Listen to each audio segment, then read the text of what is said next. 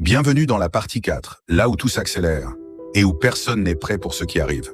Alors Bella gifla l'un des garçons, et en une fraction de seconde, son corps explosa en un loup géant, rugissant et prêt à lui arracher la vie. Mais Jacob surgit comme un éclair, se transforma lui aussi en monstre colossal, et se plaça entre Bella et la mort. Bella comprit enfin la vérité. Jacob appartenait à la meute des loups-garous, ces guerriers nés pour combattre les vampires.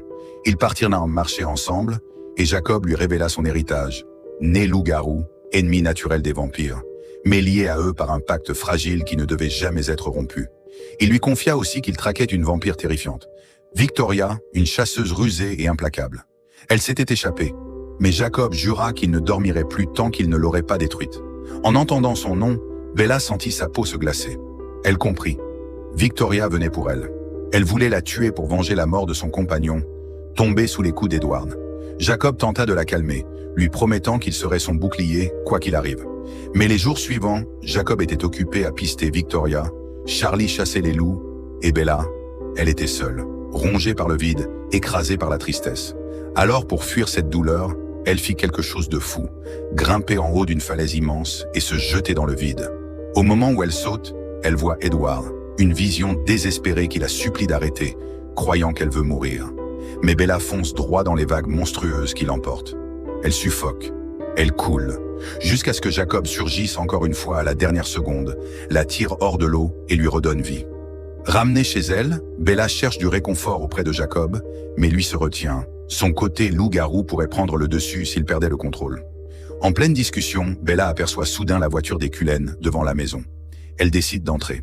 Jacob lui rappelle alors, froidement, que s'il franchit cette porte, le traité l'empêchera de la protéger.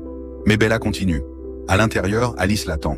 Radieuse, soulagée, mais troublée.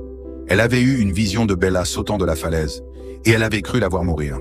Bella lui explique tout, y compris l'existence des loups-garous. Alice la met en garde. Au même moment, Jacob entre, l'entend, et une explosion de tension secoue la pièce. Une dispute éclate presque, jusqu'à ce que Bella intervienne. Jacob reste alors seul avec elle, et lui avoue enfin ce qu'il ressent. Mais Alice surgit à nouveau, paniquée. Edward croit que Bella est morte, et son désespoir l'a poussé à prendre une décision irréversible, se montrer au soleil devant des humains, violant la loi sacrée des vampires, une action qui obligera les maîtres Volturi à le tuer. Bella sent son cœur se briser. Elle fonce avec Alice, ignorant les supplications de Jacob.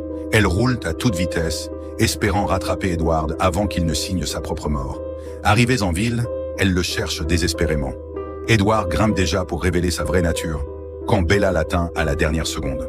Elle se jette dans ses bras,